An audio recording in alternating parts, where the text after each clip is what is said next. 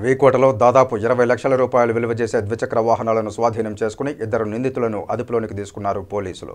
V Kota KGF రోడ్లోని పట్రపల్లి వద్ద పోలీసులు తనిఖీలు చేస్తుండగా ఇద్దరు అంతర్రాష్ట్ర దొంగలు పట్టుబడ్డారు. వారిని అదుపులోనికి తీసుకుని విచారించగా వారు సుమారుగా 21 వాహనాలను దొంగతనం చేసినట్లు ఒప్పుకున్నారు. వారిపై కేసు నమోదు చేసి రిమాండ్కు తరలిస్తామని పలమనేరు డీఎస్పీ సుధాకర్ రెడ్డి తెలిపారు. ఈ పట్రపల్లి చెక్ పోస్ట్ దగ్గర వెహికల్ చెకింగ్ చేస్తుంటే కొంతమంది కేజీఎఫ్ రోడ్లోంచి ఒక 2 వీలర్లో రావడం జరిగింది.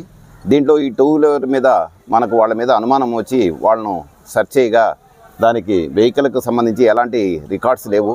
వాళ్ళను విచారించగా వీళ్ళు మోటార్ సైకిళ్ళ అఫెండర్స్గా గుర్తించడం జరిగింది.